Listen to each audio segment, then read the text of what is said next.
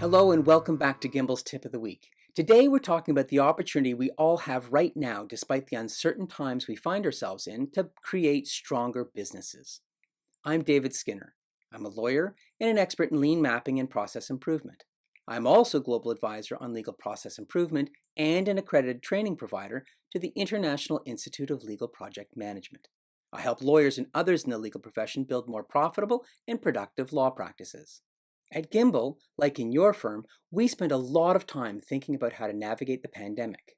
With these tips in our new Virtual Coffeehouse series, we're trying to provide you with as much useful information as we can to help you through it. This afternoon, we're bringing in law firm accounting expert Jerry Anderson to discuss what you need to do now and in the next 30 days to manage your finances and create an effective virtual accounting and billing function. Please join Karen and Jerry if you want strategies for surviving in times like these. Jerry will also be giving away the cash flow tool that he's used to help law firms turn around their financial position. There's a registration link down below.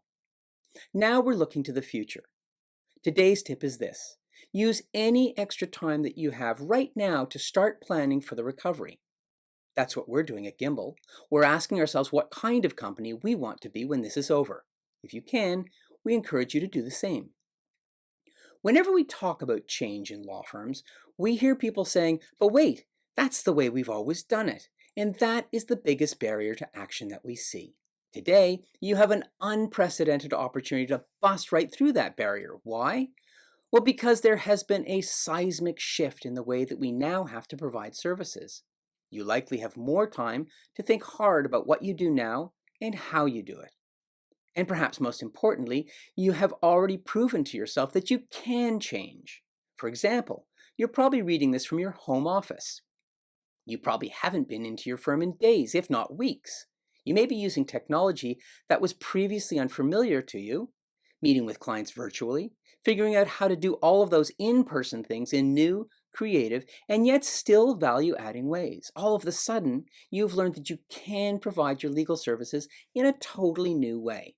In fact, you're already through that barrier. So take the opportunity to identify what wasn't working with your old ways. Look for the things that took longer than they should or seemed harder than they needed to be. These are the wastes in your practice. Right now, you have the opportunity to eliminate them so that you can come back to your regular practice without the inefficiencies and constraints of your old normal. Download and work through our 8 Wastes Guide. There's a link below. Identify the inefficiencies in your old normal. Then, use your renewed confidence in your ability to change and change fast. You might, for example, create a new process or improve an existing one. Reallocate work to a different, lower cost, or more efficient resource. Create that practice guide that you've always meant to write to help others do their work but haven't yet done so, or eliminate the friction in a key process like new client onboarding or billing and collections.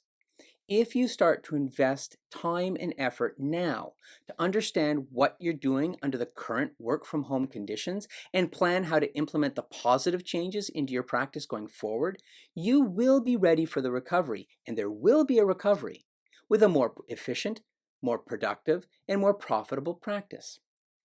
Thanks a lot, everybody. That's it for this week's tip. Don't forget to join Karen this afternoon for the Virtual Coffeehouse.